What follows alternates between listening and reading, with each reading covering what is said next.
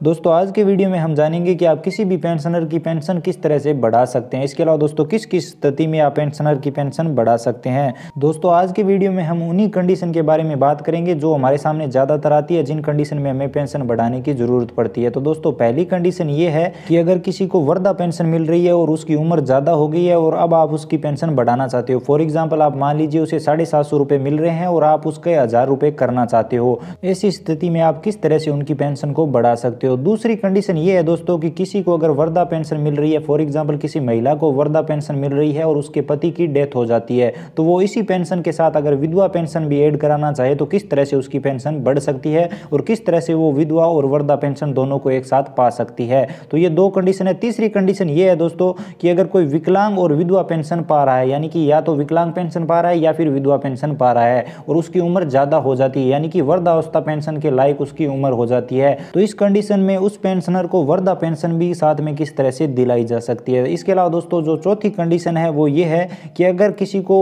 विधवा या फिर वृद्धा पेंशन मिल रही है और वो विकलांग हो जाता है बाई चांस, तो उसे विकलांग पेंशन किस तरह से दिलाई जा सकती है। तो यही दोस्तों जो मुख्य कंडीशन है वो हमारे सामने आती है और ज्यादातर ऐसी कंडीशनों में ही हमें पेंशनरों की पेंशन बढ़ाने की जरूरत पड़ती है। तो दोस्तों आज के वीडियो में हम कंप्लीट डिटेल में समझेंगे कि आप किस तरह से इन पेंशनरों की पेंशन को बढ़ा सकते हैं। तो दोस्तों सबसे पहले बात करेंगे वृद्धावस्था पेंशन के बारे में। अगर कोई वृद्ध है और उसे पेंशन मिल रही है जो कि 750 रुपये मिल रहे हैं और उसकी उम्र ज़्यादा हो गई है, उसे 1000 रुपये लेने हैं, यानी वो अपनी पेंशन बढ़ाना चाहता है, तो किस तरह से बढ़ाई जा सकती है। तो दोस्तों इसके लिए कोई अलग प्रोसेस नहीं है। जैसे ही पेंशनर की उम्र 75 साल से अधिक हो जाएगी उसके बाद उसका जब भी वार्षिक सत्यापन किया जाएगा उसके बाद ऑटोमेटिक उसकी पेंशन बढ़ जाती है।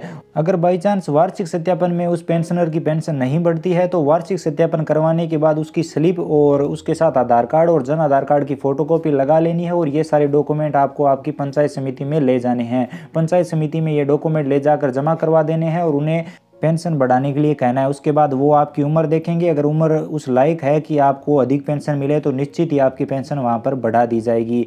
तो चलिए अब बात कर लेते हैं दूसरी कंडीशन की कि अगर कोई वृद्ध महिला है और उसे वृद्धावस्था पेंशन मिल रही है और वो बाई चांस विधवा हो जाती है, तो वो विधवा और वृद्धा पेंशन एक साथ किस तरह से ले सकती है।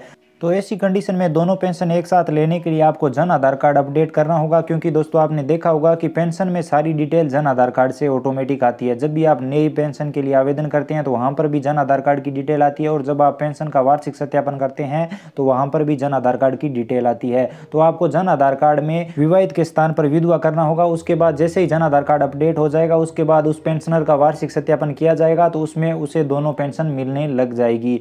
इसके अलावा आपको यहाँ पर यह भी ध्यान रखना है कि अगर आपने जन आधार कार्ड में विधवा किया है तो आपको यहाँ पे वार्षिक सत्यापन के समय यहाँ पर पूछा जाएगा कि क्या पेंशनर की दोबारा शादी हुई है, तो आपको वहाँ पर नहीं करना है। जैसे आप नहीं करेंगे तो यहाँ पर उसे पेंशन मिलने लग जाएगी, यानी कि विधवा पेंशन भी साथ में मिलने लग जाएगी। तो चलिए अब बात कर लेते हैं तीसरी कंडीशन के बारे में। अगर किसी को विकलांग पेंशन मिल रही है या फिर विधवा पेंशन मिल रही है और उसकी उम्र वृद्धा पेंशन के लायक हो जाती है तो वो दोनों पेंशन किस तरह से पा सकता है। तो दोस्तों इसके लिए भी कोई अलग से प्रोसेस नहीं है। जैसे ही उसकी उम्र वृद्धा पेंशन के लायक हो जाएगी उसके बाद जैसे ही उसका वार्षिक सत्यापन किया जाएगा तो उसकी पेंशन ऑटोमेटिक बढ़ जाएगी, यानी कि उसे वृद्धा पेंशन और विकलांग या फिर विधवा पेंशन दोनों एक साथ में मिलने लगेगी।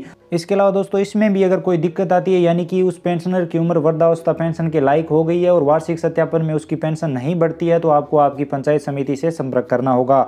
इसके अलावा दोस्तों चौथी कंडीशन की बात करें तो यहाँ पर अगर कोई विधवा पेंशन पा रहा है या फिर वृद्धा पेंशन पा रहा है और वो बाद में विकलांग हो जाता है तो वो विकलांग पेंशन साथ में किस तरह से पा सकता है। तो दोस्तों इसके लिए भी वही सेम प्रोसेस होगा। आपको जन आधार कार्ड अपडेट करना होगा। जन आधार कार्ड में आपको विशेष योग्य जन के स्थान पर आपको विकलांग करना होगा। उसकी जो भी कैटेगरी है विकलांग की वो आप वहां पर देंगे और उसे विशेष योग्य जन पेंशन भी मिलने लगेगी। तो इस तरह से वो पेंशनर अपनी डबल पेंशन पा सकता है। तो दोस्तों इस तरह से इन कैटेगरियों में आप पेंशन को बढ़ा सकते हो। इसके अलावा भी अगर कोई कैटेगरी है तो दोस्तों उसमें भी सेम ही प्रोसेस रहता है। आपको जन आधार कार्ड को अपडेट करना होता है, उसके बाद उसकी पेंशन आसानी से बढ़ाई जा सकती है अगर वो उस पेंशन के पात्र है तो। इसके अलावा इन सब कैटेगरियों में अगर बाई चांस आपके सामने कोई दिक्कत आती है या फिर पेंशन नहीं बढ़ती है तो आपके पास कोई और रास्ता नहीं है। आपको आपकी पंचायत समिति से संपर्क करना होगा। आपको आपके कागजात ले जाने होंगे और पंचायत समिति में जाकर उन्हें बताना होगा अपनी परेशानी के बारे में, तो वहां पर आपकी निश्चित ही पेंशन बढ़ा दी जाएगी।